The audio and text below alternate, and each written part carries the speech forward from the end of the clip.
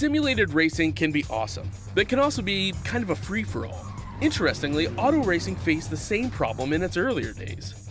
Whether it was on the back roads, the beaches, or the city streets, the racing was fun. But there was always a certain level of chaos and danger, until some folks came along and put some order to all of this. Stuff like official racetracks, regulations about weight and equipment, and enforcement of standards. That's what gave us high-speed excitement, fast-paced action, and photo finishes. That's when racing became racing. The guys over at iRacing.com have made the same transformation in the world of sim racing. Sure, they've got the most accurate tracks and realistic cars out there, but that's just the start. See, iRacing analyzes the performance and results of each driver in every race, so you can be sure you're always placed in races where the competition will be tight, and that those reckless drivers who ruin it for us all are kept in the pits. Not to mention that with over 45,000 active members already in their vast community, you can find races day and night, so you can always get in on the action. You can even join a league of your favorite series. And since updates are always automatic, you don't have to worry about software and can focus on the track. Zip up your fire suit and check out iRacing.com.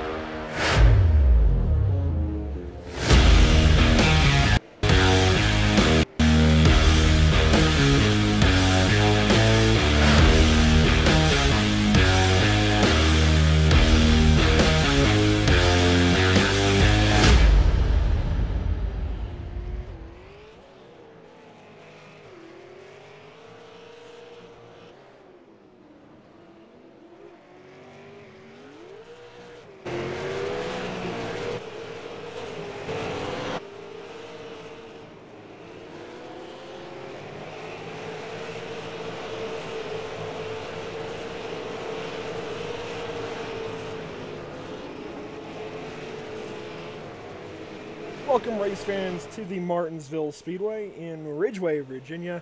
You can just say Martinsville, Virginia. It's close enough, but I've got Zach Lindgren and Brennan Ellishoff alongside of me, as always, on these Sunday nights with the NMNTS Super Series. And tonight, boy, I mean, it's the paperclip, guys. We've been talking about it for a little over a week now. Going from Irwindale and Auto Club to this little half-mile speedway. There's really only one lane, but you can make both, or two lanes work, I should say. It's just really, really tough to make any passes and stay clean and have good racing, but, you know, the best of the best can do it, and we're going to see what these guys can do tonight. We're watching Jake Watson qualify. Brendan, what do you have for us? Jake Watts with a lot of damage to the right rear there. May not get a good time down. Yeah, it looked like he climbed the back straightaway wall for a moment and then just continued around slowly. So unfortunately, it looks like Jake Watson won't have that great of a qualifying attempt. Zach, can you give us the top 10 currently, though, in qualifying? As of right now, we've got Trayton Lapsovich in first, Kelsey Rogers second, Jackson Allen third, Clayton Kurtz fourth, Aiden Young fifth, Bradley P. Wilson will be sixth as of right now, Spence Thompson seventh, Kyle Willis eighth, Michael Redding ninth, and rounding out our top 10 is going to be Blake Falone in 10th. This is the current top 10. So you can see these guys vying for positions even in qualifying when they can't see each other. Now we're going to take a look at the number 4 car. That's going to be Andrew Wooten. He's one of the top guys in the series right now. Looks like he actually isn't going to have one of the, actually, no, he will have one of the top times. 5th place, pretty decent qualifying effort for him. Want to talk about Kelsey Rogers, though, guys. Kelsey is one of the new guys to this league and is in 2nd place so far in qualifying. Yeah, he's been running just absolutely phenomenal these last few weeks. He hasn't had some of the finishes that he wants. Been caught up in a few bad luck wrecks, but every time he goes up to qualify, he's put his name in the hat. Each series that he's running so far has just been extremely impressive. Look for him to probably be a factor today if he can keep up with some of these newer guys coming in. Yeah, that's for sure. We'll have to see what he does later on. Joe Lawrence, though, actually just came across, finished his qualifying effort. Looks like he will go to about 10th on the board. That would bump Blake Falone, and it does. And actually, Michael Redding was also bumped out of the top 10 here in qualifying. It looks like most of the drivers have gotten their runs out of the way, but we don't want to assume that just yet. So we'll take a look over at the weather. Brendan, what are you seeing? Alrighty, tonight, it's going to be late afternoon. Yeah, clear skies, 65 degrees at the ambient temperature. Track temp right now is 72 degrees. Northern wind at 2 miles an hour. Humidity's at 55%. So a little bit cooler. That's about as low as I think our racing will let you go. Obviously, you know anything about Martinsville this weekend? Both the Saturday and Sunday races had to be canceled because of snow. But we can't quite get the temperatures quite down to that here in iRacing. Yeah, and you know, something that we always have to make sure to mention is that the weather in all 3 series, I believe, is set up to go pretty much along with the real weather wherever they're racing. So I think that's most prevalent over in the Truck Series and Cup Series on Mondays and Tuesdays. But something we always have to stress is, you know, the weather for those races is set up through Bradley Wilson, but through iRacing. To basically emulate whatever's going on that weekend, whatever is happening at the real track, whatever race conditions the real guys might have to deal with. So that's why we have these cold temperatures this week. We'll have more cold temperatures the next 2 nights.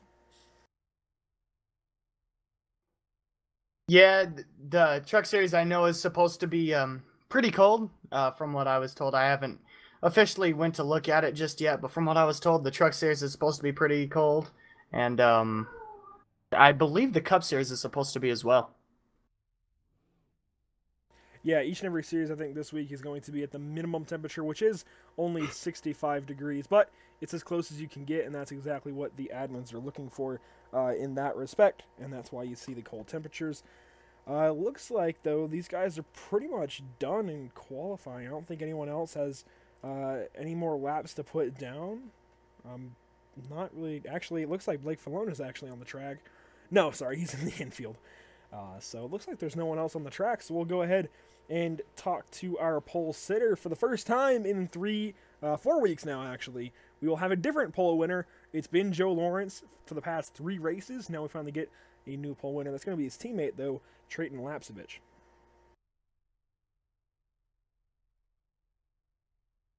So, Zach, I'm going to bring him into the interview waiting booth, and I'll let you get him whenever you're ready. Alrighty. Trayton, this is Zach up here in the PSI TV booth. You got a copy, bud? Yeah, I got you. Well, bud, you put down one heck of a time. You're about 500ths in front of Kelsey. You look to dominate tonight. What's your plan of attack tonight? It's definitely just riding, saving my stuff. Anything can happen at Martinsville, so it's definitely just being there at the end. Heck yeah, we hear you. You said just saving your stuff. At that halfway point, you cannot take tires until that one halfway point. You said just saving your stuff. Do you think you could be fast enough to maybe save your stuff and get away from these guys, or are you going to fall back a little bit? What's your plan of attack going forward to the halfway break? It's definitely trying to stay in front, but I'm not early in the race. I'm not going to fight too hard, but I definitely want to be up front. All right, well, we hear you, bud. Well, before we let you go, is there anybody you want to thank? Any sponsors, any person? Yeah, definitely. CN Chassis, Clutch Graphics. I got to thank all of them there, so. Alrighty, bud. Well, we wish you luck for the rest of the race. We wish you luck for the beginning of the race.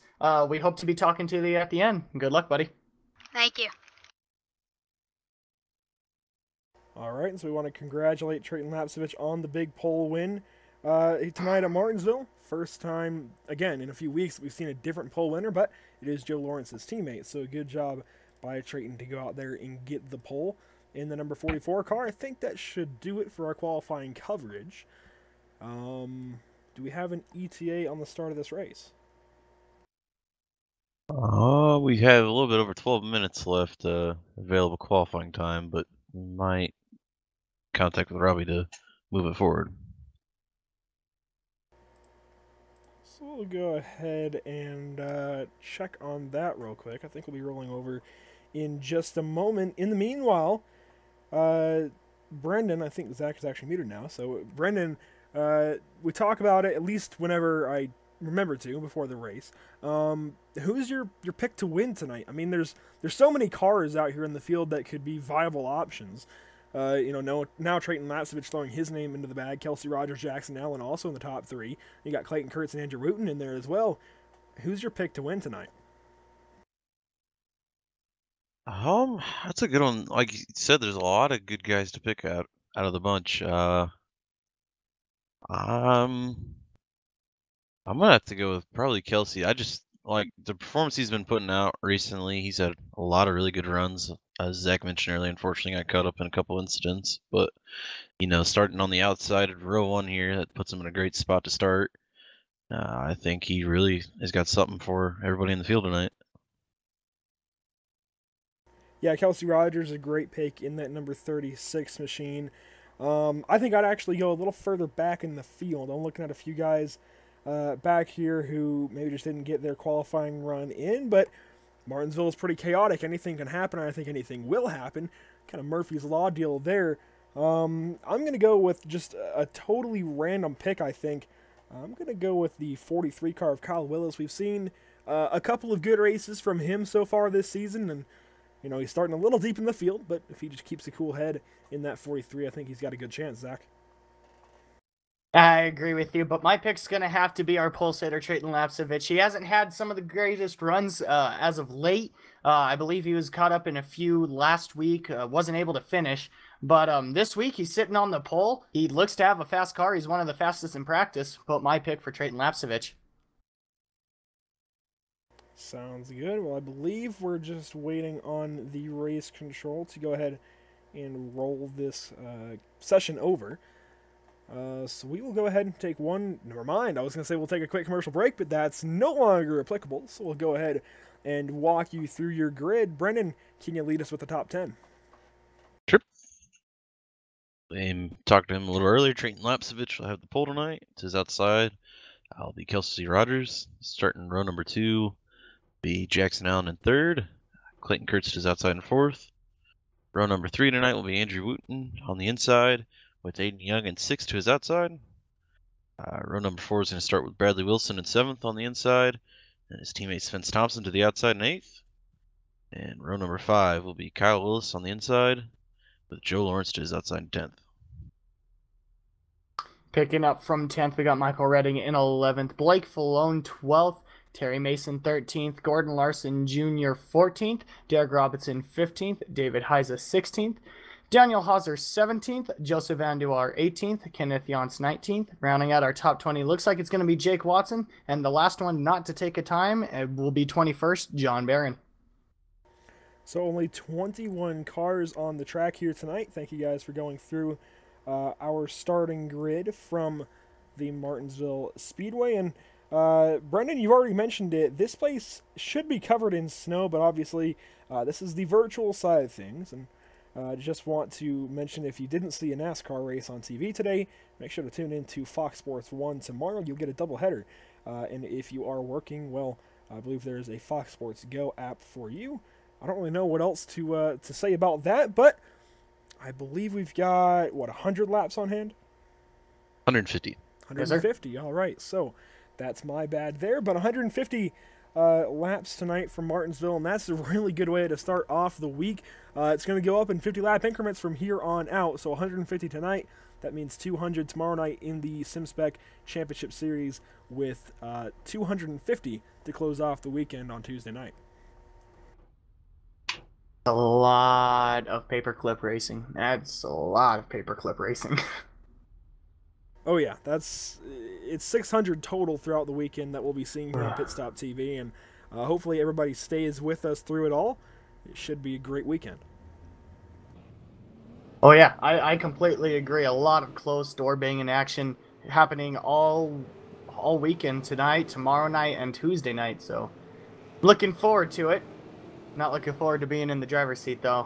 White knuckle racing up in there. Yeah, and realistically, we'll have a triple header tomorrow with the NASCAR series on hand earlier in the day, followed by the NMNTS series later on here on Pit Stop TV. And guys, this is going to be one heck of a start, I think. A lot of guys up front that haven't really been up front. The top 3, I think, are the most notable there, that haven't started a race in the front of the field yet this season, but they all ran pretty darn good in qualifying, and they all have a pretty good shot to win this thing, again, if they keep their heads cool and keep their cars clean. Yeah, like you were saying, excuse me. Sorry. We are coming to the green, so hold that thought, Zach. Alrighty. We'll get you right after the green flag flies, but currently, Trayton Lapsovich leading us into turns 3 and 4, sorry, I almost said 1 and 2. Getting ready for the start of the race, has to wait on the iRacing green flag. Kelsey Rogers to his outside. Green flag is out. The 44 launches off the line, and a bad start from Kelsey Rogers. Yeah, Kelsey did not get a good start on the outside. It looks like he might have almost missed a shift, possibly, as it looks like we're going 3 wide further in the back. These guys make it through all right so far, but right now our outright leader going into turns 3 and 4 is going to be Trayton Lapsovich, coming to the line this time. So, Zach, real quick, let's get that thought that you had at, before the start of the race. Well, I was saying, you know, we might have some unusual names up here in the top 3, but we do have one name that's already working into the top 3, and that's the number 4 of Andrew Wooten. He's right now working on the inside of the 36 of Kelsey Rogers, getting ready to clear him now. I mean, this guy has to be feared every Sunday night. He's put his car up there. He knows how to race these cars pretty much every weekend. So as he clears Kelsey now going into turn 3, he looks to set his sights on the top 2 so far. Yeah, that 4 car is moving so far, and that's one of the left turn motorsports machines, Andrew Wooten in the number 4. So, you know, that whole team is one to watch for in this series, no matter where we go. And Andy Wooten proving that. Obviously, he's got his teammate right now, Trayton Lapsovich, leading the race, but he's making some headway in that number 4, Brennan. Definitely. Good start for him. So, sorry, go ahead. Yeah, the 15 of Jackson Allen dive bombing it in there on the 44 Lapsovich. Yeah, Jackson Allen was looking for the lead right now. Hasn't found it just yet. Had his nose underneath the 44 through turns 1 and 2. Now has to fall back, be a little more submissive, I think, in the early goings here. He can't be too Too Oh, aggressive. we got one. I'm sorry to cut off. We got one almost spinning. It was the 51 of Bradley Wilson. A little bit of contact made with Joe Lawrence there. They were able to save it coming out of turn 2, but a little bit of contact with those two there. We'll try and give us a replay on what happened there with the 51 and 78. Oh, Lawrence sideways through the corners. He's going to go around. Oh, and just a chain reaction behind him. No caution, actually. Thought we were going to have a break for a caution there. Clayton Kurtz gets it back going. We're going to have to get a replay on all of that now. Brendan, what did you see?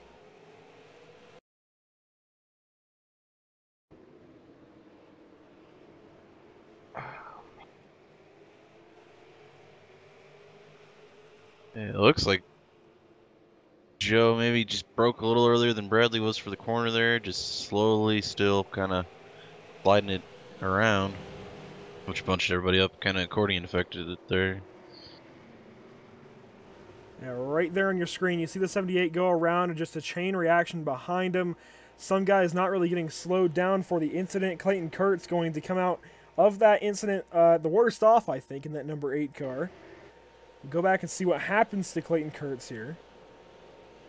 As he was kind of just minding his own business and fell victim to something going on with one of his teammates and then one of the fastest drivers here in the series in the last few weeks. So, yeah, bad start for the 8 car, Zach. And, you know, he's got plenty of time to make it up. We've got 150 laps, and I believe this incident happened on lap either 6 or 7. So he's got plenty of time to make it up. Sure, it stinks. It's not the way you want to start out a race, especially at Martinsville. But because it's so small, he's got plenty of time to make it up. He's got plenty of time to race his tail end off and get back up there into the position he was in before the bad luck happened, before it struck. Well, you guys were talking, the 69 of John Barron, heavy contact with the inside wall. He's going to pull it into the pits. So John Barron possibly with an early exit in the number 69 car. Really unfortunate to see. We'll try and get a replay on that now as well. Let's see if I can get it. It's going to be a little bit. So Lap 10 out of turn 2. I think we've just found it. So here we go. We'll get a look at what happens to this. Oh, actually, Joseph Andujar was stopped, and that's where he's going to get the front end damage initially. I think that happened when we saw the incident with the 51 and 78. And I think he's going to go around here, like Brendan said, in a couple of laps probably out of turn 2. And I think that's where he's going to end up doing the motor in. Guys, as we were taking a look at the replay there, we did have a position change for second. The 4 of Andrew Wooten finally did clear Jackson Allen. Jackson not going away just yet. He's still on the back bumper of the 4. But the 4 now has a clear view of his teammate Trayton Lapsovich. And the 4 storming to the front, guys. He's got a really strong motor under him. He's flying to the front.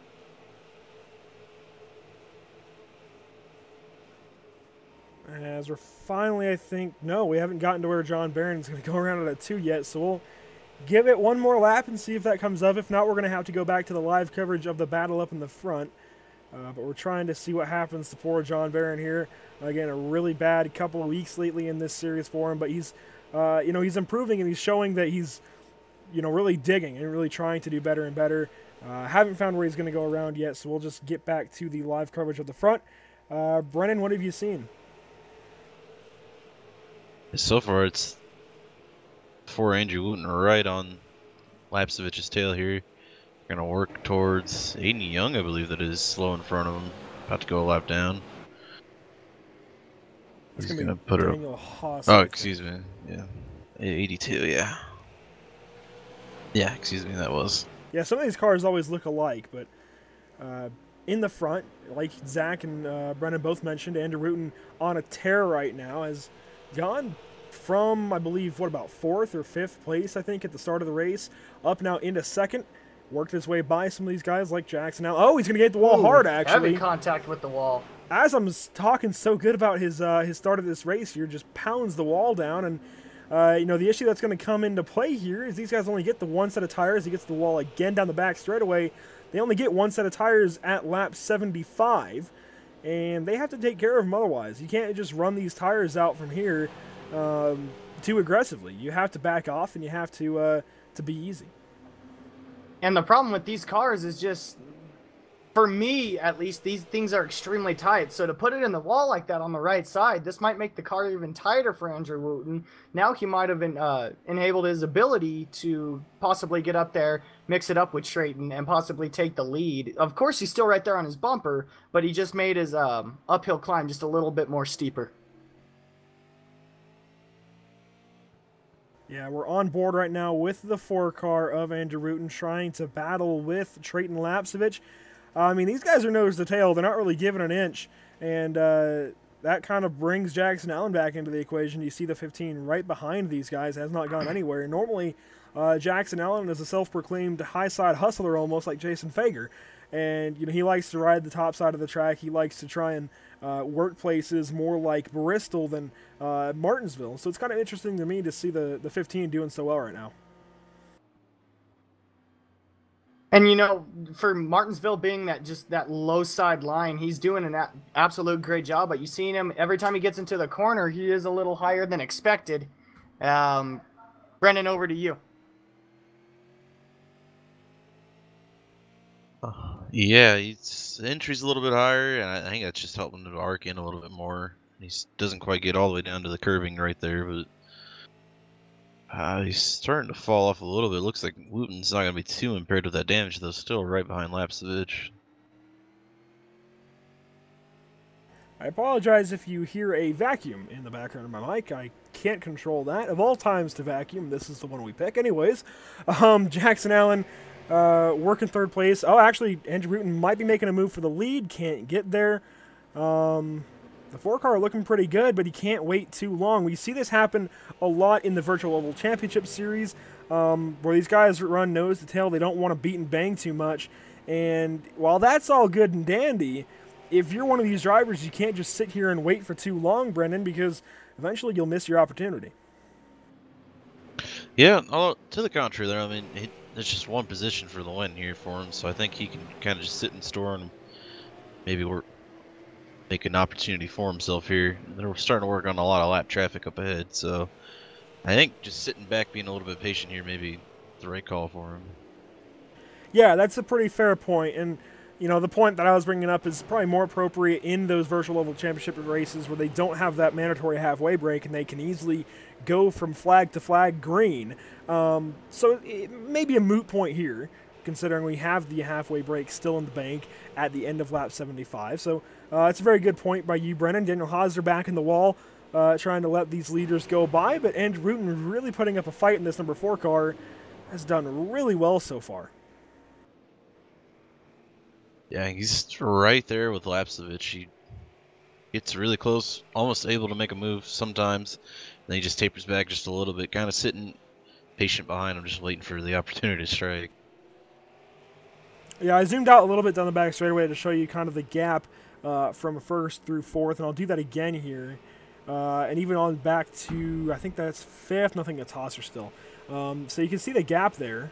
We'll zoom in a little bit. There we go. I think that's a pretty good representation of the gap through first and fourth, and now we're seeing the 4-car kind of get right back to that back bumper of the 44 of Trayton Lapcevich. Could we see a move here soon? Yeah, and just tell you what, too, just probably call it just a tick over 10 car lengths ahead, though. They have a big group of cars that are all about to go a lap down here. Yeah, you can see those cars from the onboard camera on the number 4 car, and we'll actually go to the onboard of the 44. You can see all these cars ahead. There's at least 4 of them. Derek Robinson in the mix and some others. So we'll actually go to the onboard of Trayton Lapcevich as he tries to work through this. Zach, are you back? Yes, sir, I got you. Well, bud, let's see if you can kind of put on your spotter cap for a moment and call us through this whenever these guys actually do catch them. All right, well, the 44 has asked some of the lap cars to go high, but, I mean, it's their right to either go high or stay in the racing lane, but if they're racing each other, they kind of have to stay in the racing lane, so these guys are going to have to try to work by them as quick as possible to try to get an advantage up on the guys behind them. It looks like Andrew Wooten's looking to the low side going into turn 1, will not have it. Trayton Lapcevich will stay in the lead. Working on the back bumper, I believe that's the back end of Joseph Vanduar. They've kind of straightened out, they've kind of leveled out, but it's still possible that these lap cars in front could start battling again and possibly set a pick for a driver behind the 44. And I think Andrew Rutten is going to hold steady behind his teammate at least to get through these lapped cars like Joseph Andujar and Ken Yance, because I keep looking back to the forward here, and while they're getting close and almost contact there, I don't think he's going to make a move, as it looks like Lapsevich going to easily work his way by the 13. Yeah, this is a lot of Jackson Allen really gain some ground up too. He's right behind Wooten now, actually going to make a move to the inside there. With Ken Yance right there, that's a tight move. Wooten down the inside. Jackson's going to use the hole he made for him as well. Jackson almost used Ken Yance for a pick on Wooten, almost was able to take over that second position because of it, but was not able to stay there. Andrew Wooten made an aggressive move to make sure he was not being set in a pick, and it paid off for him. He's still right there on the back end of the 44. Jackson Allen now losing just a little bit of time to him, battling with the lap car. Yeah, Ken Yance is... Oh, good. I was going to say Jackson's just having a hard time getting by Ken Yance, and Brandon, I think you were kind of going to make the same point. Really easy for the first two to get by the 72, but the 15 had some trouble. Now the 72 is going to yield to the 15 and the 36. Now a move for third place. Move for lead as well. Looks like the 4 is going to make it under the 44. A little bit of contact there. The 4 will really edge the 44 coming to the line. The 4 of Andrew Wooten will have the outright lead now, as we still have a battle for third here. Kelsey Rogers is underneath the 15 of Jackson Allen.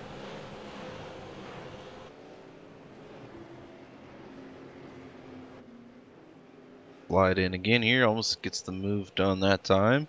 Jackson had to run wide there. Try it again to see if he can outbrake him maybe. Kelsey's just about had just a little bit of nose left there. Jackson into the wall though, that's going to allow the 36 by the 56. Now going to make a move on the inside, almost contact there under the curb. Ken Yance almost involved as well. The 82 Daniel Hosser as well. Holy, really tight back there. I'm glad you censored yourself, Brennan, but I was going to mention this has allowed the 20th place starting Jake Watson to work all the way now into the top 4, as he's going to go on by Jackson Allen, I think. The 56, Jake Watson, just on a tear right now. Well, at one point, he was about 3.5 seconds behind these guys, and I think because of these lap cars slowing them down, a little bit of a bumper given. I believe that's what Andrew was owing about there. But 3.5 seconds back at one point, now he's worked his way into the top 5, getting ready to work into the top 3. Yeah, I mean, Jake Watson has just moved all the way through this field, and I firmly believe if he had been able to start up at the front, he probably would be your leader right now by a couple of seconds over whoever would be in second place with that scenario. Caution on the back. Yellow. I believe this is going to involve the 51 of Bradley Wilson.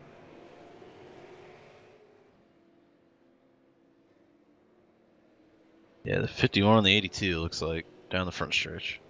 Into turn 1, actually. Oh, yeah. Oh, wow. Big contact, yeah.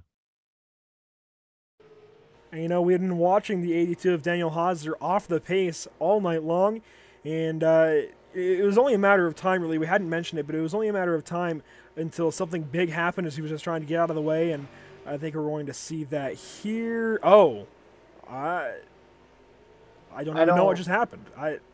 Yeah. It's like Bradley kind of arced it in really high for the corner to see if he could dive it past him to get clear, and the 82 maybe broke a little bit late as well. I don't quite know on that one. Yeah, this is unless bizarre. He locked. I don't see any tire smoke behind any of the tires. I don't see any tire marks. I don't know about locking them up going into the corner. This is odd. That's exactly right, Zach. I don't know. This is an interesting one. We'll give you one more view of this. This is watching these guys come down into turn 1. Let me try and get the slow-mo here. That's not going to work. Okay, well, it didn't work. But anyways, you can see the contact. I don't know about this one. These guys have never had an incident beforehand that I can think of. Maybe something that we didn't catch on camera during this race. I don't see any reason for the 82 to pull a dirty move on the 51. But it's hard to explain this one. I think maybe what it may have just been is trapped underneath there, the 82 not really using a little bit of an earlier breaking point to make the corner still. I think that may have been part of the issue there, and a little miscommunication between the two on letting the 51 by there. Yeah, it looked Yeah, like I he don't just think it was stopped, dirty, or yeah. not stopped. It looked like he just went straight. That was. I mean, we've seen the 82 stay high for the lead lap cars, and I believe this is the first time he was stuck on the low side going into the corner for a lead lap car. So maybe he missed the corner trying to outbrake. I don't really know what was the thought process behind it, but like I was saying, this was his first time being stuck on the inside for a lap car, or for a lead lap car, excuse me. So I don't really know what to say about it. Yeah, I don't think there's anything really malicious behind there. Like what I kind of summed it down to, I think it may have just been a. Sorry to interrupt you. We have actually confirmation of what happened. Before we restart, Daniel Hauser actually commented on the stream saying his wheel disconnected. Oh. All right. Yeah, it was interesting. Oh, it was odd, but Andy Rutten going to lead us into turns 3 and 4, getting ready for the restart. The 4 can go whenever he wants. He's going to wait. And finally gets on the the gas pedal, and will pull away out of turn 4. Jake Watson on the top side gets a great restart, along with Trayton Lapsevich, and Andrew Wooten just goes backwards in 1 and 2, but Lapsevich goes high. He's going to fall back into second.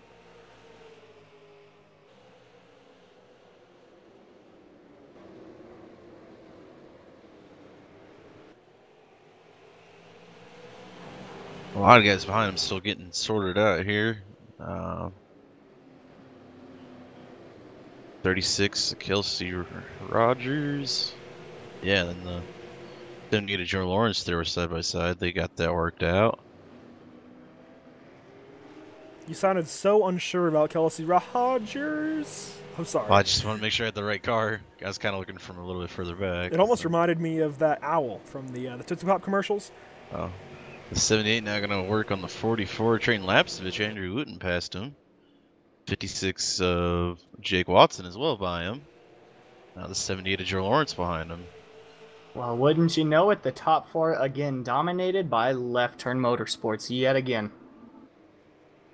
Yeah, but that's not all of their weapons, I believe. At least I don't think that's all of them. It might be, actually. I thought we had Trayton Lapsevich in attendance as well, and I could be wrong. Yeah, he's in 4th. Sorry, Caden, not Trayton. Trayton's in 4th. Yeah, sorry. I was about to say, we've been talking about him already. No. I was thinking of his brother, Caden Lapsevich, a NASCAR Penny Series driver, and I don't think he's actually here this week, so that's a bit interesting. But I thought they had one more driver in the field. I guess not. So it's just these couple up here, and it looks like Divanonzo also is not here this week. But anyways, Andrew Wooten, currently your leader, has led 15 laps so far tonight. And he is one of only 2 leaders so far in this race, the only other being his teammate of Trayton Lapsevich, as Jake Watson's going to close on him, go to the top lane. Wooten kind of blocked that move a little bit, but this is going to be a heated battle right here.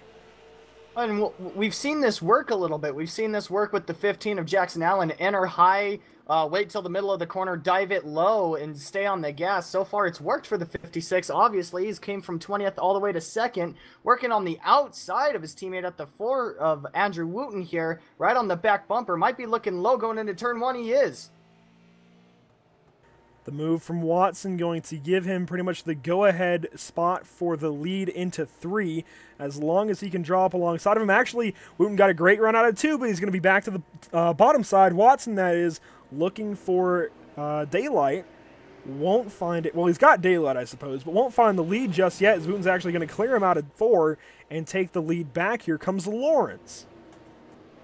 And now's a great opportunity to make a big move here, fresh off the restart. Oh, they make contact! 78. They're going to wiggle down the straightaway. Got it squared away, though. Trayton now to the inside of the 78. It's contact with the curbing. He's going to get it saved. And that could have been big for the Left Turn Motorsports team. Lapsevich sends Lawrence around. I think this might actually give us a caution. Not yet. Lawrence has to wait for the field to go by. And I think he's going to have to wait a little while. So he's finally going to get rolling again. 36 and the 15 of Jackson Allen now. Working on the 44. Real quickly, I want to show just how much time Lawrence lost. You can see here's the battle for the lead. Actually, Watson going to try and go around the top side. We'll let this pan out for a moment, as Wooten almost kind of squeezed him into the wall, but here comes Watson by the top side of Wooten, just trying to drive by him, and he's making it work. And I think the high side's really coming into play here. If you can get a good entrance in and stay with the car that's beneath you, you're able to get a good run out and possibly into the next corner. And so far it's working for him, as it looks like he will have a nose on him coming across the line here. Won't clear him yet, but he does almost have the 4 of Andrew Wooten cleared. Yeah, what I was getting ready to say earlier before we had that incident there is that, you know, now's a great time, fresh off the restart, to push for what all you got out of these tires. So they're just coming to, let's see, it's going to be 13 to go on the halfway break here. So they have fresh tires soon here, so they're probably going to try and fight for whatever they can get right now. True. And the gap from Joe Lawrence back to his teammate of Jake Watson, now the leader, is slimming. Joe Lawrence, currently in the 16th position, has lost a ton of time by virtue of his spin. And we'll switch back to the leader of Jake Watson now. Actually, no, it's Hauser. That should be the leader. So just ever so little bit of track left, really. I mean, he's got a decent gap back to Watson, but if he has any more slip-ups, he's going to be within danger of possibly going a lap down. I think for the moment, Lawrence is pretty safe of, keeping that lap. He shouldn't go a lap down, but if he does, he'll be the first one a lap down, more than likely, and should be able to get that lap back. So he's not in a dire situation or anything like that, but certainly not in a good one either. Yeah, big move here from Watson now to get past the 82. The 4 is going to clear him as well. Give the 4 Wooten a little bit of time up. Oh! Sorry to cut you off there. It looks like the 36 used. Oh, we might have a little bit of contact. 3 wide with the 15, the 82, and the 10. Jackson Allen was used as a, Daniel Hauser was used as a pick for Kelsey Rogers to get by Jackson Allen, and then Jackson Allen just kind of drove up a little bit, showing his displeasure with the 82 being there. Jackson fell a little bit because of it, and Kelsey Rogers was able to get by, now being challenged by the 10 for 4th. And now Jackson Allen's looking to the inside of Blake Falone for that position. Has the nose there, but can't make any good on it. You see Falone really wiggle out of turn 4, but he's going to hang on to that Oakley machine for now. Aiden Young, Kyle Willis, a couple of teammates getting into this mix as well. Falone into the wall, but he's going to keep that run out of turn 2, and it's going to be hard for Jackson Allen to make the bottom side work, I think, but he's going to get there. Almost makes contact with Blake Falone. Going to let him out of the corner now. And just hectic right now. I was about to say, before the contact with the lap car, is Kelsey Rogers and Jackson Allen have been battling virtually all race long, and sooner or later that battle's going to get a little tired out. Someone's going to get tired of the other. The 36 did nothing wrong, is using the 82 as a pick, but these guys are still close together. The battle may resume after the halfway break, as we're within about 5 to go, I do believe. But I mean, these guys have been virtually battling all race. Someone's bound to get tired of someone else. I'm not saying a dump is involved. All I am saying is that maybe a little bit more rubbing to these two, possibly in the future here. I will say I did just notice while on board with the 15 of Jackson Allen that these guys are starting to shift in the corners, and I don't think that's the greatest idea, considering, and I'm going to use a good angle, a good camera angle actually to show this, the temperature buildup in the front compartment, you could say the engine bay, I guess, of these cars is just going to go up. The temperature's just going to go through the roof because these brakes are getting used up. They are literally yellow even down the straightaways right now. So we can see them get yellow. They're almost white into the corners. They are really using these brakes up. And iRacing does kind of consider the temperatures in the car and each part of the car, and that all affects every other part of the car, and it's complicated. But anyways, if you build up engine temperature, you're going to have a bad day. Yeah. At the same time, though, I mean, we're coming just now, too, to go to that stage break, so using whatever you can get out of the car, and then you have an opportunity to cool it back off a little bit, I think it's maybe a smart call to try and get as much out as you can. Oh, and it's possibly something to keep in the back of your mind, possibly coming down to the last 15 and we're staying green. It's if you can gain a little bit of time on these guys, on these top 3 that's just absolutely ran away from the field, with the leader of Jake Watson putting a 2-second deficit, almost 3-second deficit over the 36, it's possibly something to keep in the back of the mind as caution is thrown for the halfway. And Jake Watson will win, I shouldn't say win anything, but will be your leader at the halfway break. And of course, the halfway break is brought to you by Discount Shop Towels. Almost forgot what I was doing there. Brought to you by DiscountShopTowels.com. You can use code Thunder18 to get 5% off your next purchase from DiscountShopTowels.com. Got to thank them for sponsoring this little bit of the race, as we're going to have the field come into the pit lane. Everybody's going to be wanting tires. Everybody's going to be needing tires, buddy. This track really eats away at them tires, and they're going to need it. After that great run that they had, only one caution and that whole run, they're going to need them tires, and obviously everyone coming down to do it. And a little more about this sponsor, DiscountShopTowels.com. You can see on this car a little bit of Clayton Kurtz. Great products, no frills. I believe you can also use code CCR. I'm not sure on that one. I'd have to get that clarification from Clayton Kurtz himself. But you can definitely use code Thunder18 to get 5% off your next purchase. As we are watching the 8-car get service here in the pit lane, looks like Jake Watson will not be the first off pit road. Was for me. Oh no, excuse me, Andrew Wooten. I don't know how I got those two mixed up, sorry. Excuse me. Yeah, Andrew Wooten and Trayton Lapsevich 1-2 off. Coming off. Maybe a little bit of a slide from Jake Watson, possibly getting into his pit stall. I was watching him in. It looked like he entered fine, but obviously Trayton and Andrew got a little bit of a better jump than he did. And meanwhile, Joseph Andujar did get a lap lead. He stayed out, and I believe he did officially get the lap lead. I have to clarify on that. He may not have actually, but he did at least stay out for a lap, came back into the pits, and Andrew Wooten will now be your leader. But I want to quickly talk with Jake Watson if we can. It's going to be tough, but I think we'll have enough time to quickly get him for a quick break. And I'm bringing him on up. Jake Watson, do you have a copy? Yep. Well, Jake, what a run from you from 20th place to P1 by the end of the first half of this race. How's it felt in that number of 56? It's not terrible. I've been digging all I could for the first 75, and for this 75, I'm probably just going to save a little bit and then dig towards the end. Sounds good. You know, we saw you have a little bit of contact there with your teammate Joe Lawrence just a bit ago. What can you tell us about that? That was all my fault. I came up on him down the backstretch there, and I apologize. You know, that was all my bad doing there. Well, I was hoping we'd have more time, but you guys are going green, so we'll move you back down. Best of luck.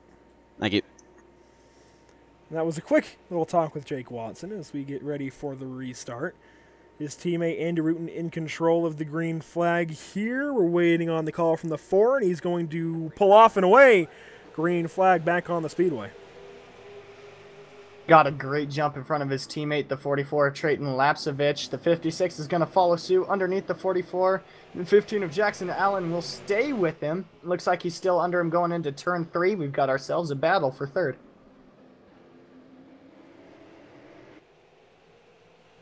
Lapsevich going to have to try that high side. It's worked later on in a run. I'm not sure if it's going to work on these new tires, though. Then again, we've only seen one example of these new tires at work, and you see Jackson Allen really digging off the bottom side. Contact down the back straightaway. They get it sorted out, though. You'll have to wonder if Jackson Allen's going to get a little bit heated about that, possibly Trayton Lapsevich as well. Yeah, and Jackson kind of ran him out of real estate there. I wouldn't say it's really too much on the 44 there. It's kind of, you know, you don't want to put yourself in the wall, but at the same time, if you have somebody coming over, you'd hate to send them around. I think the 15 was just trying to cut off the 44, just to try to get that position. No fault on the 15 for that, as the 44 will clear the 15. A little bit of the bumper given. The 15 will get back under the 44 of Trayton. Maybe a little bit of displeasure there, possibly. Maybe Will hopped a little bit getting in, but bumper sent to the 44. The 15 still right there with him. Again, battle for third. Jackson Allen is really using up Trayton Lapsevich right now, and Kelsey Rogers just having to lie in waiting, having to kind of just wait for his opportunity, see if he can get by these guys, or maybe have to wait on a caution. The 15 making a big move. He's going to send the 44 around, and Kelsey Rogers gets into it. Well, we're going to stay straight. I don't think we're going to have a caution here. No cautions out there on the speedway. 3 wide back here with Clayton. Yeah, with Clayton Spence and Michael Redding. They get it sorted out. But this is going to put the 44 Trayton Lapsevich a little bit at a disadvantage here. Might have a little bit of damage on that 44 now. And wrong place, wrong time for the 36. He's going to drop all the way down to 9th now. He's got some battling to do to catch back up. And I was about to say, before that contact, the only 2 that really have been able to stick with the left turn motorsports guys has been the 15 of Jackson Allen and 36 of Kelsey Rogers. As of right now, that is not the case. Jackson Allen did benefit from it, staying in 3rd, closest to the front 2. But the biggest loser right there is going to have to be both Trayton Lapsevich. The biggest loser is going to have to be Kelsey Rogers. And this kind of brings us back to Irwindale, where we saw a couple of teams get at each other. Got to wonder if maybe that could come back into play here, but on a smaller scale, maybe just Jackson Allen versus Left Turn. I mean, it happens on these short tracks. It's going to happen. You're going to run into each other. So we'll have to see exactly how Left Turn as a whole reacts to that. We saw them all band together in support of each other last week at Irwindale. So really only time will tell what's going to happen whenever either one of the Left Turn cars catches the 15 or when he catches one of them. Well, we've seen the Left Turn guys get into each of their own. I believe we've seen 56 get into the 78 of Joe Lawrence. We've seen the 44 Lapsevich get into Joe Lawrence again. You know, like you said, it's short track racing. Maybe the 15 wasn't anticipating that much of a braking from the 44. A lot of factors could be playing in, but it's also very possible that the 15 was just wanted to get by the 44. Very, very possible, but can't really jump to anything here. Let's quickly look through the field a little bit. Aiden Young is in 4th position. That puts Joe Lawrence then in 5th. Trayton Lapsevich, as we've mentioned quite a few times, fell all the way back to 6th with that contact from Jackson Allen. Blake Falone through to 7th place. Clayton Kurtz making good on his car number in the 8th position. Kyle Willis now is by Kelsey Rogers as the 36 has fallen way back and actually I think is headed to the garage area quite possibly. And Spence Thompson will round out our top 10, Zach. Yeah, Spence Thompson will round out our top 10. Carrying on from there, Michael Redding will be 11th. David Heise will be 12th after starting 16th. Gordon Larson will be 13th. Kenneth Yance 14th. Joseph Andujar 15th. He is the first car lap down. Behind him, another car 1 lap down, Derek Robinson. After the heavy contact will be 17th, will be Bradley Wilson. Kelsey Rogers will be 18th, 2 laps down. I believe he fell through. His connection to iRacing was lost there for a little bit. And Terry Mason 6 laps down, 19th. Daniel Hauser 27 laps down, 20th.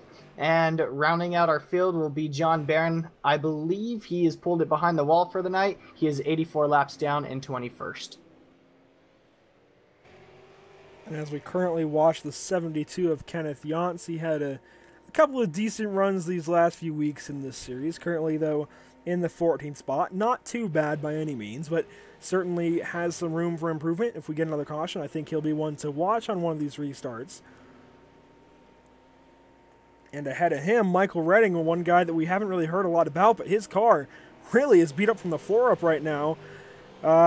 Brendan, do you think the self-proclaimed, I think, short track ringer of this series can work his way into the top 10, maybe the top 5? I think there's somebody out there who's got a good chance at actually right up ahead, the 43. Oh, we got one spinning, the 4. I'm sorry to cut you off. The 89 into the inside wall now. Wow, the 89 and the 43 all making contact there. Yeah, and then the 15 of Jackson Allen hit the wall up ahead too, so 2 separate incidents there. I apologize for cutting you off. I skipped up to Jackson Allen while you were going through there, and the 4 was actually spun around, and Jackson Allen, I believe, spun trying to dodge the 44. A bunch of events happening right at the same time.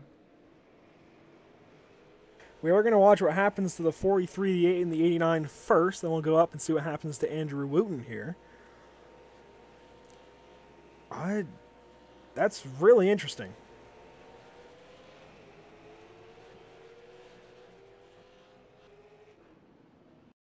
I mean, all this happened right at the same time. A lot of cars getting loose out of absolutely nowhere. Yeah. I think that one again is the 43 just Yeah, the not 43 going. of Kyle Willis just drove right over Clayton Gertz, and then I think Spence Thompson may have been trying to take up for his teammate there and got into the 43. Guys, that was interesting. Yeah.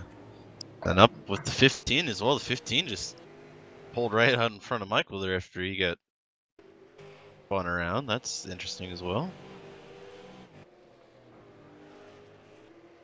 So I think we're going to see Jake Watson actually make contact with his teammate Evander Wooten here in a moment. I think that's what's going to be the contact that sends the 4 around. We'll have to wait and see.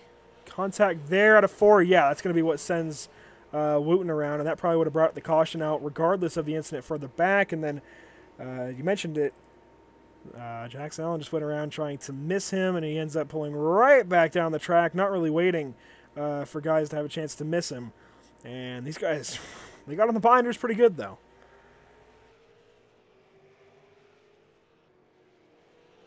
Wow, there's a lot of events happening at the same time there. Wow, there's a lot to keep up with.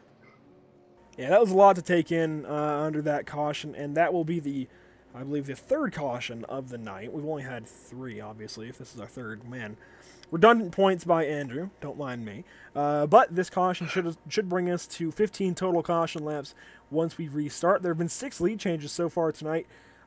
Jake Watson, the most recent recipient of one of the lead changes, and we have run through just over 100 of 150 laps. Jake Watson lately has been putting on a little bit of a clinic as far as running through the field. And he hasn't led the most laps. That still goes to Andrew. Actually, now that goes to Andrew Wooten. Trayton Lapsovich had it for a bit, but now Andrew Wooten takes that spot over by 1 lap. And we'll see if Jake Watson can maybe take that spot over from his other 2 teammates. We've got just under 50 laps to go. Brendan, and they are coming to you for the restart. Ready. I have Jake Watson on the inside. Joe Lawrence lining up for row 1 here. Pace car's in. Any opportunity Jake wants to go, he can go from here. He fires it right about through the middle of the corner. Great jump from Joe Lawrence there. Everyone left slip behind him. He's pulled away. Joe Lawrence starting to pull away from Wooten. I think we've got a caution coming out in the back. The 2 was around, and I don't really know what else happened, but I at least saw Michael Redding go for a heck of a ride. Oh, it started a little bit behind him, it looked like there.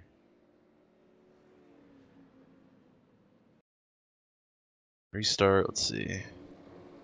I believe this is going to be an effective wall, restart. Yeah, the 15 in the wall and the 2 in the 15 into the outside wall, the 2 into the inside wall at the same time. It's going to collect the 51, the 0, the 13, a whole bunch of guys there. That's interesting. Both same guys in the same line there hitting 2 separate walls. I don't think they made any contact though. No, and that really is unfortunate to see on the restart. 2 guys just I mean, they lost it. They both got loose, I think, and it just came together. And the reason I say it's unfortunate is because other guys are going to get involved, most namely, I think, Gordon Larson Jr. and Bradley Wilson. They're going to feel the biggest effects of that wreck down the front straightaway. 7-11 David Heisa, too. Big hit there for him. He was actually the first one to hit the 15.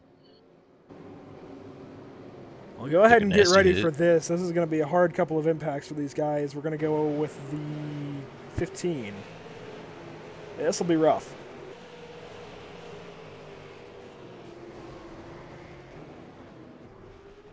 And actually, that didn't even show it that well, so we'll now go to the 00. We're actually going to go on board with Gordon Larson Jr. as he gets caught up in this one.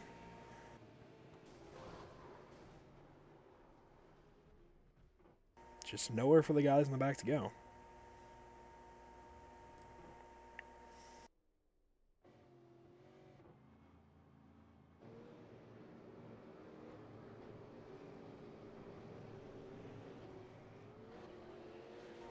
Did you guys happen to see what happened to the 56? Did not.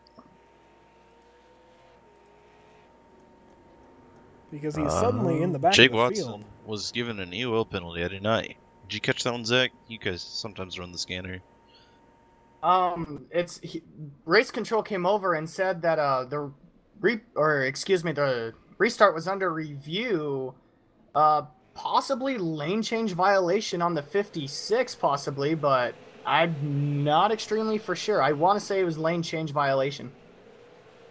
Well, we're gonna watch this real quick and try and give you guys the best view of it. Go back a little bit further. We'll try and watch this real quick. Hopefully the restart doesn't come out before we get through this. Yeah, so the admin's going to deem that one a lane change. I think when he came up out of turn 4 a little bit high, I think is what they're going to call the lane change there for the penalty on the 56. So it was really quick, really abbreviated replay there, but you kind of see what happened with the 56. Just was odd to me that suddenly the 78 was the leader, and last I knew it was Watson. I'm watching his speed right now. He does gas it as soon as they start heading into turn 3 and turn 4. He has every right to do so, but yeah, he's probably carrying a lot of momentum and just changed lanes. He did change it back, but he still did change lanes, I believe. Well, Zach, this means they're coming to you for the restart. Joe Lawrence in first place. Well, as the pace car dives off, Joe Lawrence will be in first place like you mentioned. Not firing off yet. Will fire off now coming out of turn 4 as he has a straight shot. Takes off from his teammate, the 4 of Andrew Wooten. This will bring the 44 of Trayton Lapsevich with him. Possibly the 9 of Aiden Young as well.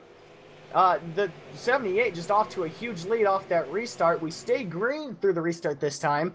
Everyone kind of filing out as we do have a battle for 5th, it looks like. The 10 of Blake Falone, the 8 of Clayton Kurtz. Blake Falone looking for daylight underneath Clayton Kurtz. Can't find it there. He's going to have to settle back in the number 10. Brandon, did you see anything interesting on that restart? Clean and green so far out of that one. Everyone just kind of getting settled in here. Big gaggle of cars. Actually, the 56 into the back of the 2 there. 72, the 13, and the 56 all battling it out now. 56 did come over the radio and apologize to the 2 about getting into the back of him. I believe the 56 is going to have to push as much as he can now to try to get back up there to the front. Should another caution come out or anything else. 13's going to block him all the way down. And Watson was there. Watson was there all the way out. 13's going to go around now. 36 caught the 13 there. And this will bring out a caution. Oh, Larson gets him man. down. Larson just barely got him out of 2, but it shouldn't be too bad. I think the only detriment there to the 00 should just be pretty much maybe a slightly more flimsy bumper bar and some flat spotted tires. I think he'll be good otherwise. So I do want to make a correction. I don't quite think the 13 gets center in by the 36. It looked close, but I think he spun himself there. Yeah, I think he was just loose from the contact with Jake Watson. We'll leave it up to you guys on what happens here into 1 because, you know, this is always a very hot topic at Martinsville in these short tracks. As far as, you know, who's in the right, who's in the wrong. You can see Watson was just looking for a spot. And yeah. I mean, he was there, in my opinion. If you have the nose in there, then you're there, I think. And even though it was a 3 wide, still it could be made at Martinsville, especially in these cars with how slow they are in the corner.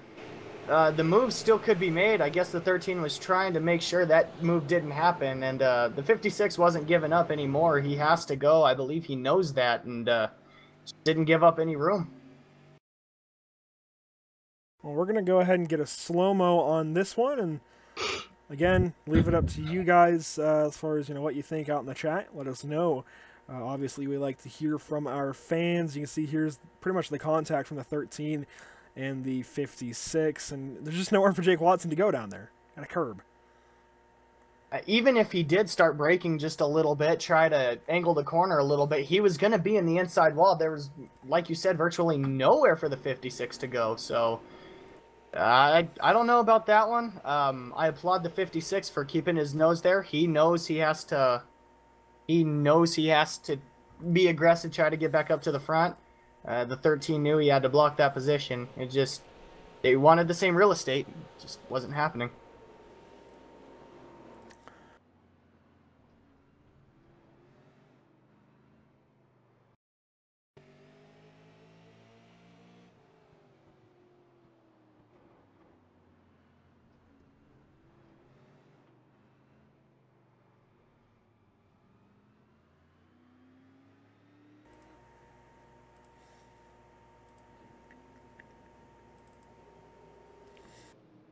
We continue to look on. Our top 10 is going to be Joe Lawrence, Trayton Lapsevich, Andrew Wooten, Aiden Young, Clayton Kurtz, Blake Falone, Kyle Willis, Kenneth Yance, Jake Watson, and I believe Joseph Andujar will round out our top 10 as we go double file here. We're getting ready to go on a restart.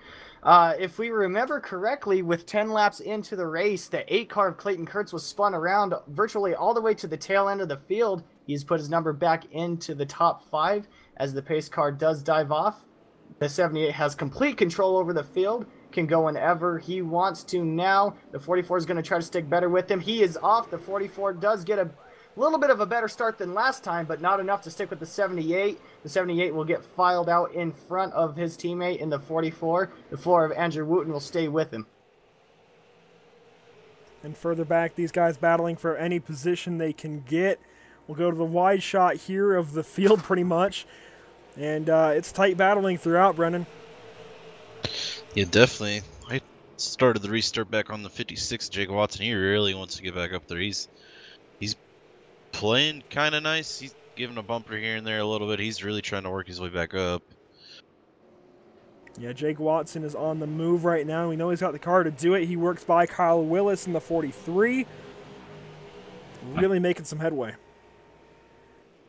Yeah. And like we were talking about, he knows he has to, but this is going to deplete his tires just a little bit. Like, let's remind, they cannot come in to get another quad set of tires. So he's going to have to remember that, but he's just driving the wheels off of it. He's trying to get back to the front. He's doing a great job of doing it right now, working by the 10 of Blake Falone.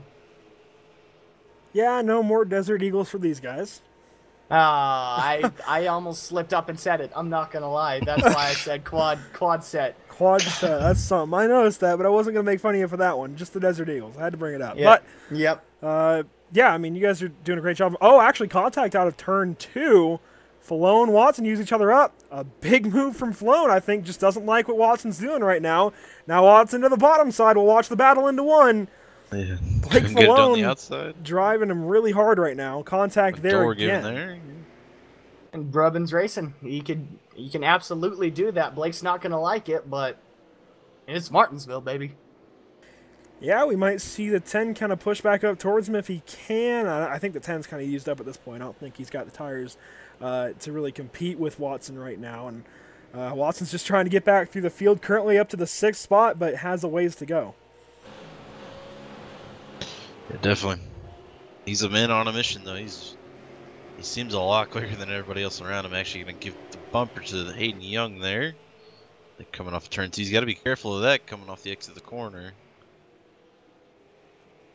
Yeah, it's really easy to hit somebody. Yeah, it's really easy to hit somebody on exit and then get them really loose. You pick the back end up out of the corner, you're generally going to get them so loose that they can't hang on to the car. Sorry, I had an issue there, like Zach. They can't hang on to the car when you pick the rear tires up out of the corner. So, I mean, you got to be careful, like Brennan said. I think Watson's just trying to work his way through right now. He doesn't really care what happens at this point other than he wants to get to the front. He's up into 5th. Yeah, 5th now. Only has to go through the 8 of Clayton Kurtz, then he's back to his teammates. We're just a tick over 20 laps to go here, though, so he's really running out of time. Gonna work through some lap traffic up ahead here, though. Guys, let's bring a little bit of attention to he does get in contact with the 00, yeah. A little bit of contact on that nose. I don't think it should hurt him, but it will deplete his time to get up to the front. But before that contact happened, he's using every bit of racetrack that he can right now.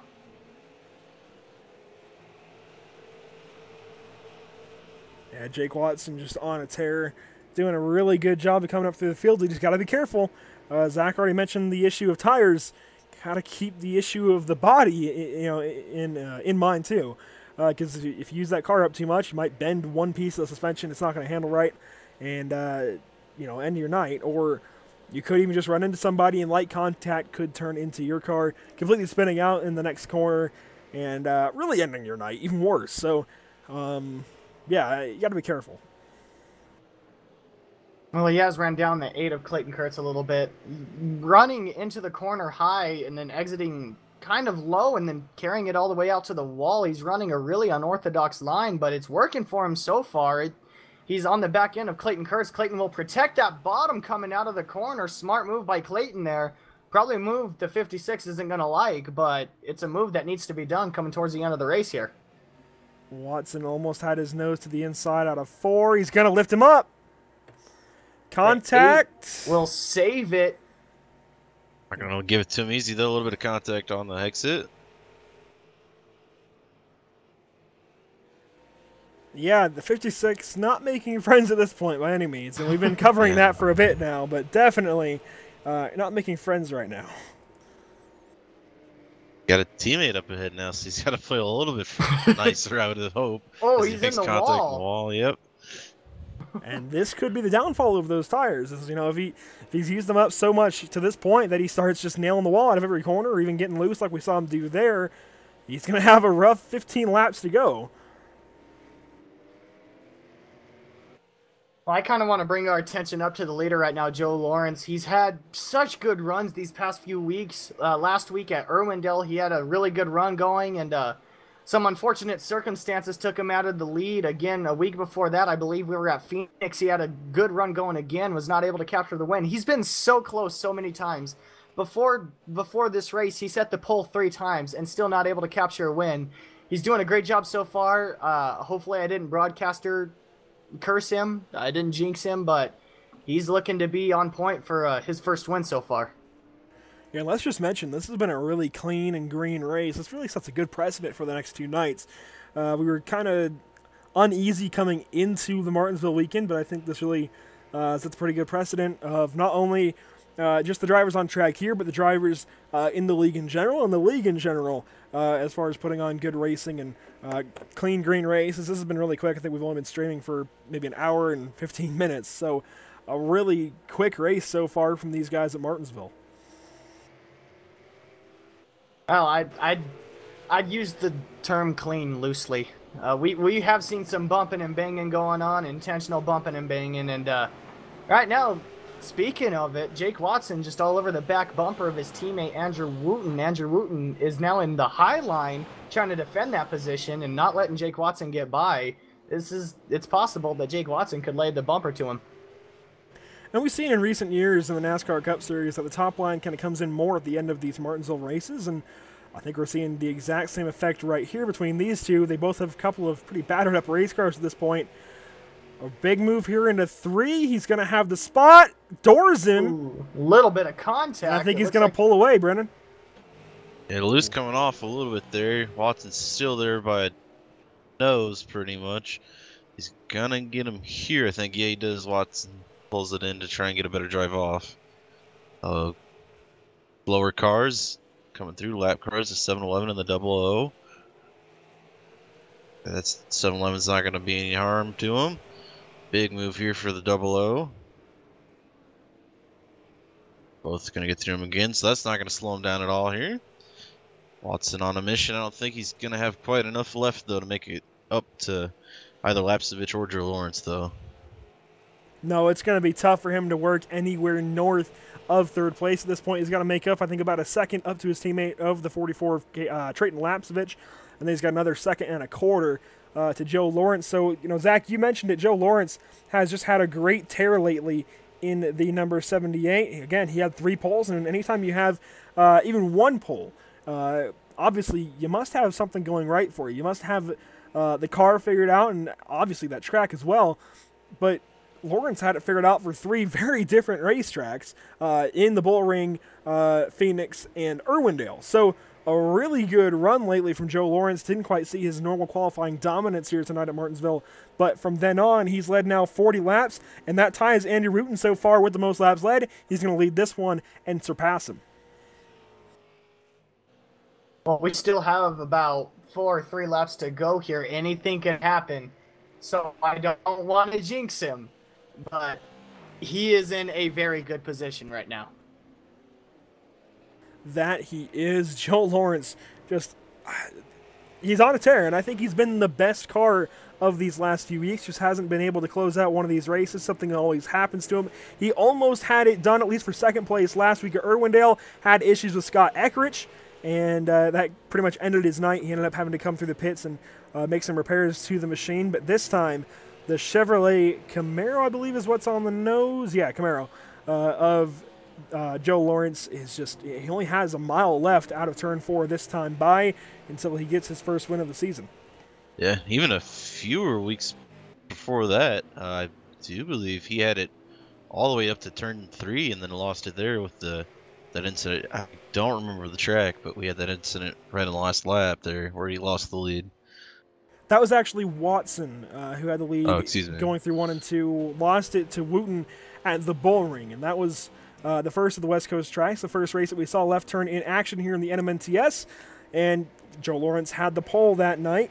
Joe Lawrence going to come home through turns 3 and 4, this time by 150 laps in the books. He's led 45 of them. Joe Lawrence is going to win at Martinsville. Finally did it. Finally did it. And that's going to be a sweet one for Lawrence. He's been working on this now for 4 weeks. He had 3 poles in a row, had 3 really strong runs, just hadn't been able to close out a race. Finally does it. Finally does it tonight at the Martinsville Speedway in Virginia. And the white car kind of fits in with the snow that would be here if this was real life. And again, we also have lights. Iris needs to get on that part too, but just you get to see the 78 here burn it down.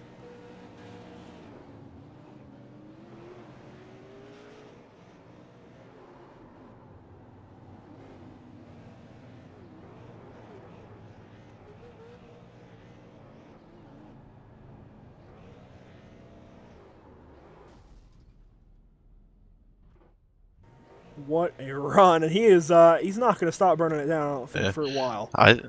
Another thing to mention, I think that pit exit cone has been there the whole race. You saw that hanging out by the Chevy sign there. I actually don't even know what you mean, but I'll take your word for it on that one. Oh, I have a green pit exit cone right by the Chevy emblem right there, right before before the checkered. It may just be for me, so I may. I believe it's for you. Yeah, I'm not saying either. That would be hilarious. I wish it was there. That would be amazing to see. But, anyways, I think that's going to bring us into our interviews here. We're going to start off with Jake Watson. Brennan, can you bring him up? Yep.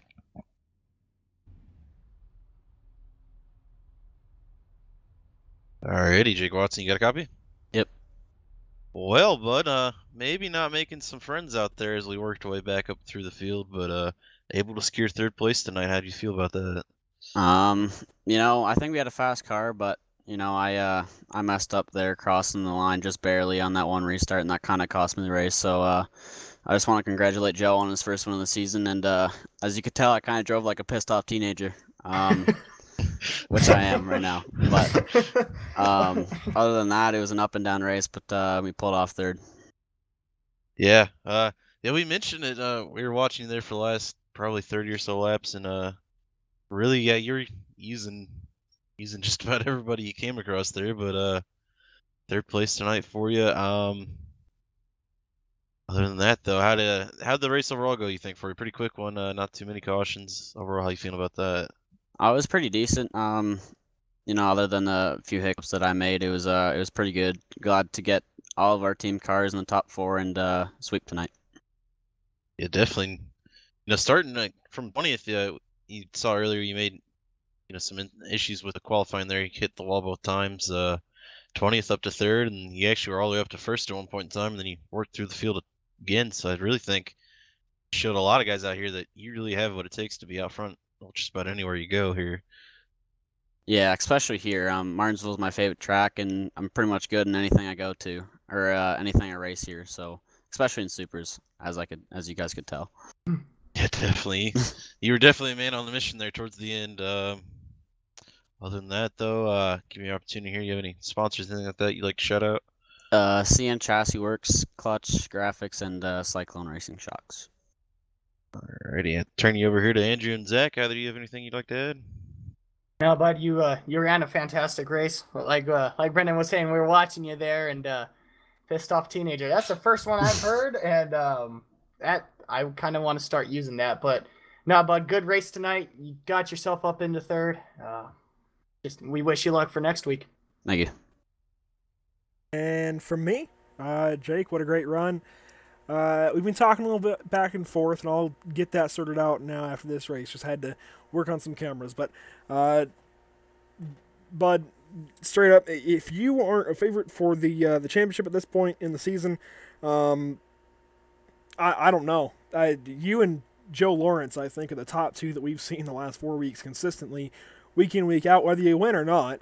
And I know you each now have a win, and I think it would be left turn the last 4 weeks, but there was some drama last week, and Scott Erkich was going to, I think, pull away with Joe Lawrence and battle for it, but ended up being, I believe it was Devin Morgan last week, and this time you guys go right back to your place in victory lane. Yeah, just wow, what one heck of a run from the whole team. Thank you. And well, that will do it. Thank you, Jake, for your time. We'll move you back down. That was third place, Jake Watson.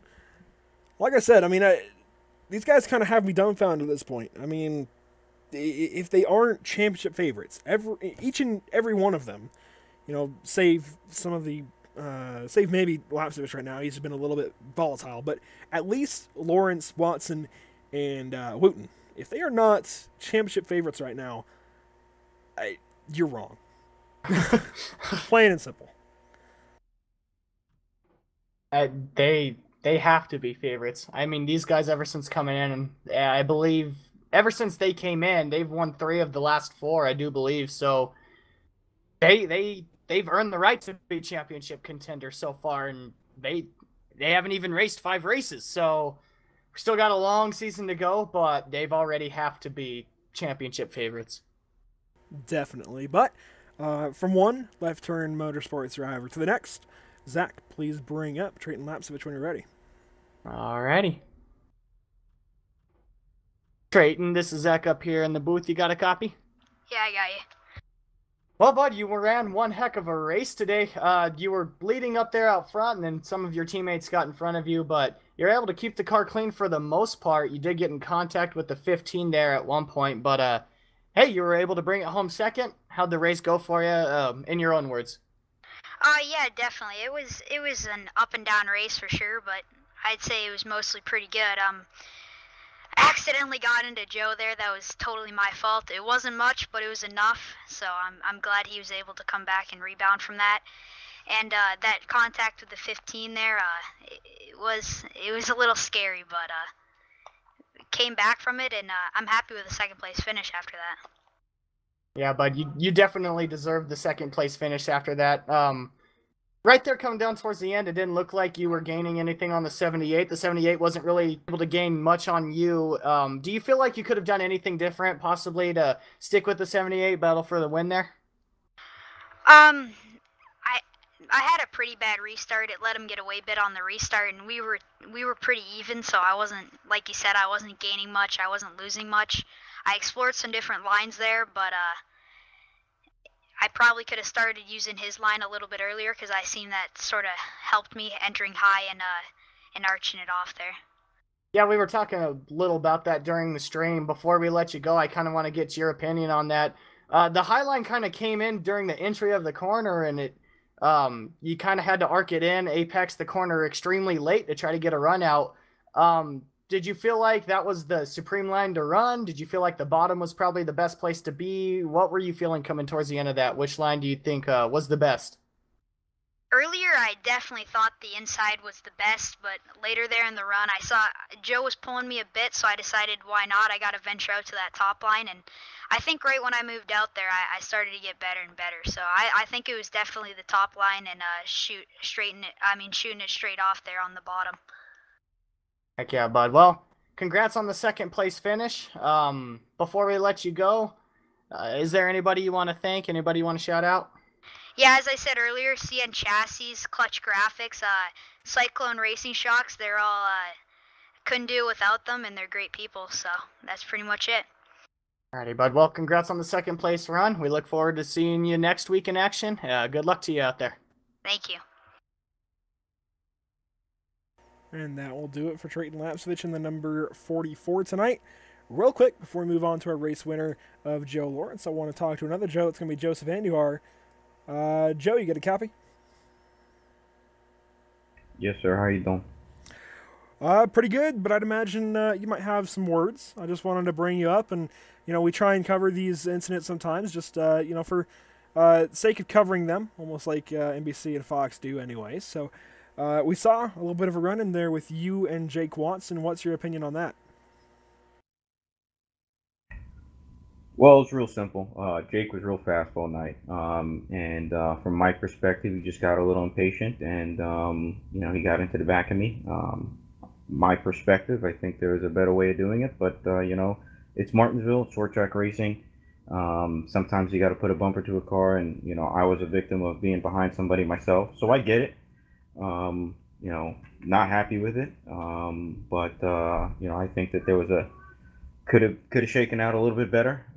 Really was hoping to get a better finish for the number 13, Mac Air, Captain Mac Chevy, but it's Martinsville. It happens, and we just gotta keep focused and look forward to tomorrow night. And you mentioned tomorrow night, Joe. You came home, finished 10th, still a pretty decent finish given the circumstances.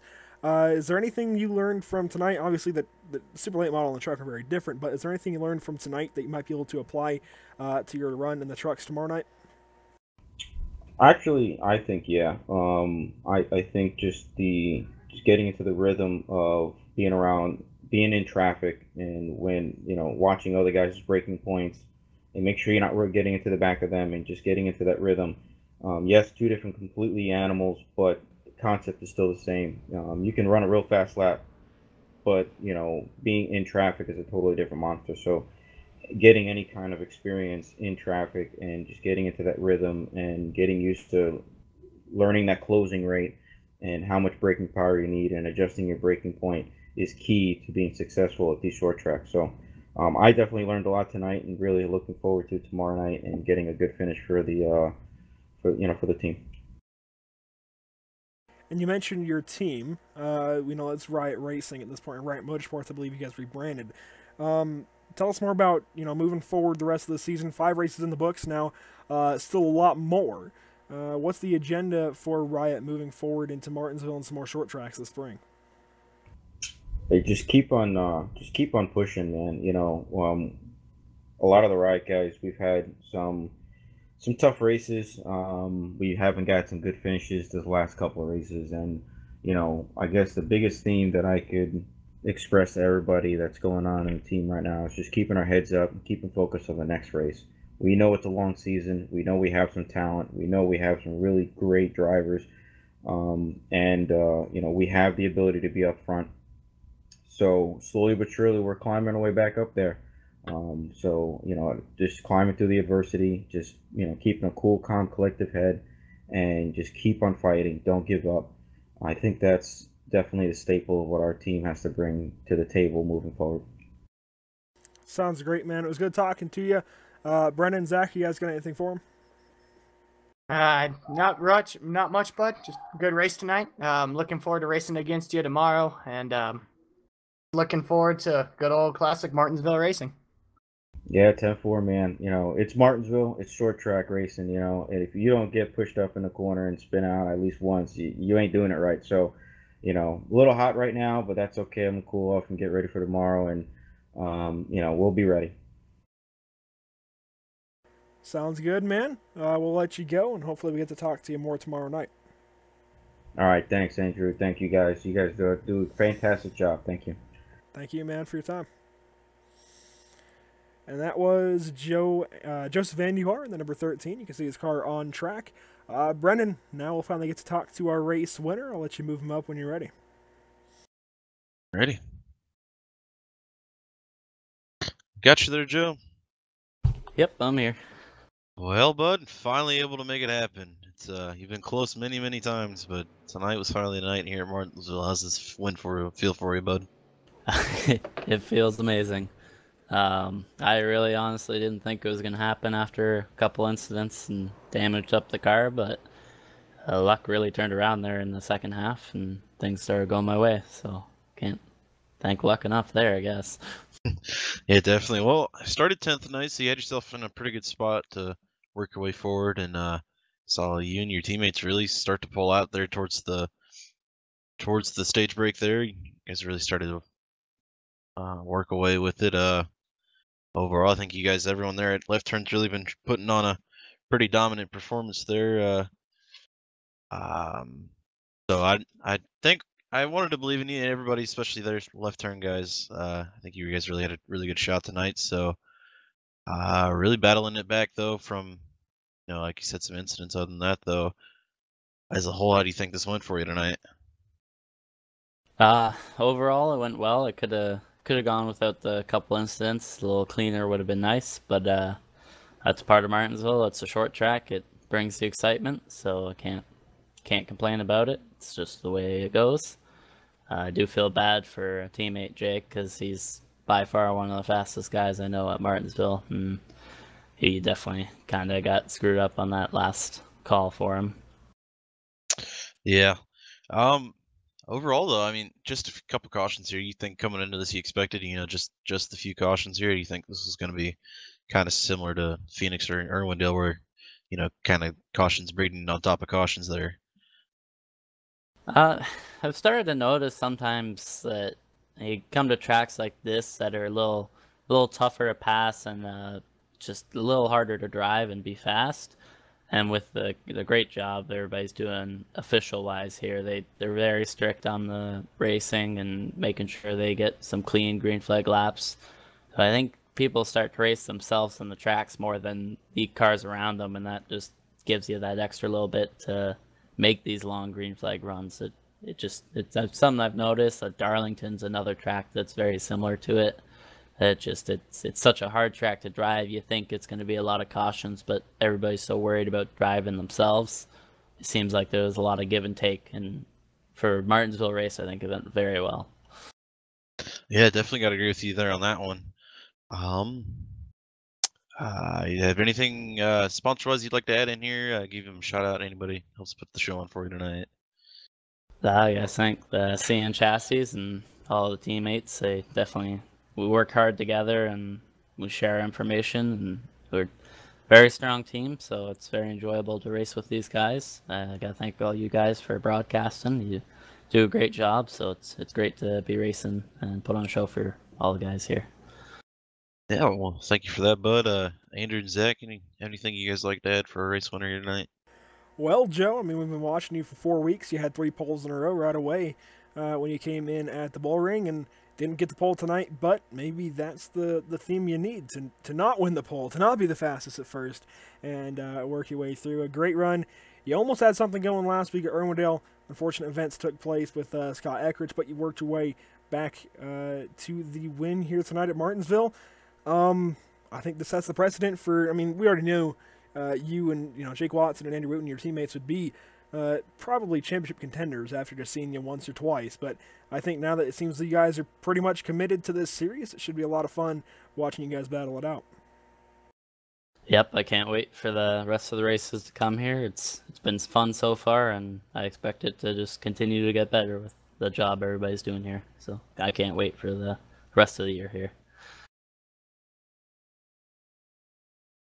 Sounds good. Well, I think we're missing Zach at the moment, so we'll pass up on him. But Joe, great run tonight, and hopefully we get to see more and more of your wins. Hopefully next time I can take the pole and a win here. Sounds good. Well, next time we'll be at Rockingham, so that'll be interesting. But we'll let you go for the night. Hopefully we get to talk to you more next week. Thank you. Have a good one, guys. And that was your race winner, Joe Lawrence. Just, again, what a heck of a drive. He ended up leading the most laps, and it seemed like he didn't really come around until the end of the race, but he really just, from the halfway break on, just almost had a stranglehold on the field. I think really from the call on Jake Watson on was when he came alive and showed that he had something in that 78. And, I mean, 45 laps led. That ends up being the most by just 5 laps over his teammate Andy Rutten, 6 over Trayton Lapsevich, and I think 15 more than that over Jake Watson, but just a great run from him. Yeah, really, as the whole left turn, guys, as I kind of mentioned there, just back out in stride again there. A top 4 for them again here. They really put on a show and really let everyone else in the league here, especially just off the first race, know that they really mean business here, and they're starting to show it now that it doesn't matter where they go to, they can run up front wherever they go. And before we go through the results, I want to mention our points battle real quickly. The first, or 3 of the first 4 might surprise you a little bit. It's going to be Aiden Young, actually, is your points leader by, it looks like 59.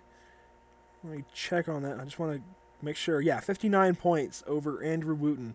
So Aiden Young doing a great job so far this season, playing Mr. Consistent. He's been at all 6 races so far.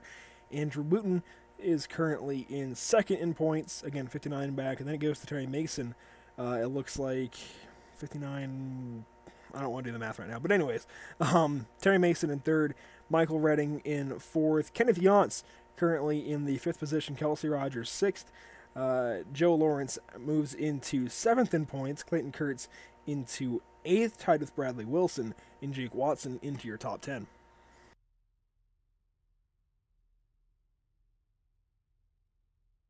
I think that's going to do it, Brendan. One heck of a night here from the Martinsville Speedway. It really was a lot of fun to watch that race take place and see what these guys did throughout the run. Really enjoyed it. I was glad to have you and Zach alongside me. I think Zach might still be away from the mic, but no, I think he's back now. But either way, it was a lot of fun watching this race with you guys, if I can stop having a list for a moment. But I think this sets the precedent for the weekend. We talked about it already, but we only had 3 cautions tonight, guys. Or 4, I think. Yeah, overall, I think really Joe kind of hit I want to say this reference, but I don't want to screw it up again. The hammer on the head of the nail there. There we go. On how the whole weekend's kind of going to go, with everybody more focused on driving the track than they were really worried about the people around them. So, yeah, overall, I think we can expect a lot of good racing here the whole weekend. And I do have the race summary on your screen. I was wrong. It's 5 cautions, but only 4 cautions aside from your race break at the completion of lap 75. Either way, just a great run by everybody all around. Only have 4 incidents to bring out a caution at Martinsville Speedway through 150 laps. You're not going to find a single official race on iRacing that's going to be like that. So it really kind of proves something, that these guys, they can drive great. And, every once in a while we see races that might not be so good. I think Irwindale might have been an example of that, where there was a lot more cautions, a lot more aggressive driving, but then you turn around, you come to Martinsville, only 5 cautions through 150 laps, and one of those was the halfway break. So a great run, a great run from the field. But Zach, can you give us the top 10 through the results? For the results, we got Joe Lawrence, Trayton Lapsevich, Jake Watson, 1, 2, 3 respectively. 4th will be Andrew Wooten. 5th will be Clayton Kurtz. After that very early span, he was able to power his way all the way up to 5th. Aiden Young will be 6th, Blake Falone 7th, Michael Redding 8th, Kenneth Yance 9th, and rounding out our top 10 will be 10th. Handing it off to you, Brendan. Top 10 going to Joseph Andahar there. 11th. Actually, our first guy lap down will be Derek Robinson. 12th going to Kyle Willis. 13th tonight will be Terry Mason. Didn't really hear too much from him tonight. Gordon Larson Jr. is going to pick up 14th. David Heisen behind him. Both involved in that really big incident there. 16th for David, though. 17th tonight, had to pull it in a little early, is Jackson Allen. 18th to Bradley Wilson, same deal for him. Vince Thompson involved in that incident. I believe that was the same one with Gordon and David there. No, that was with Kyle Willis, I believe. Excuse me. He's going to end up in 19th. 20th going to Daniel Hassar tonight, and 21st pulling it in pretty much right off the start is John Barron. And IRTVO did just quit on me, so we'll go ahead and just wrap this up here. It was great having you guys alongside of me. Really enjoyed the help as always, and again, this really sets a great precedent moving forward, not just this weekend, but even through this season, because it proves when these guys come to these tight tracks, I think we're coming back to Martinsville later in the year, that they can handle themselves. They don't get way out of control, and obviously, I think coming down to championship time in the fall, we might see a few more cautions than we did tonight while things are still pretty settled out, but it still just goes to show the caliber of racing that you get here in the NMNTS Racing Series, and can't wait to bring you guys the race from Martinsville tomorrow evening, as we'll have 200 laps on hand. Should be a lot of fun. Sure, looking forward to it. Looking forward to beating and banging tomorrow. Yeah, I know you're not exactly looking forward to it, Zach, but come on. You gotta win. I don't know about that, buddy. Martinsville's No, I'm saying you have a win in the bank. You have a win in the bank. Oh, you're fine. Oh, I thought you said you have to win. I was like, I don't know about that. No, it'll be interesting to see. It'll be interesting to see who picks up where Tyler Justice is going to leave off for Martinsville dominance in the Truck Series, because he has won the last few races. And yeah, no clue who's going to win it. But thanks everybody for tuning in. We're going to wrap it up here before anything else gives out on me. And we'll catch you tomorrow night here on Pit Stop TV with more NMNTS Racing Series action. Tomorrow night, it will be the SimSpec Championship Series. That's the NASCAR trucks here at Martinsville Speedway. Going to be a great race, 200 laps of half-mile action.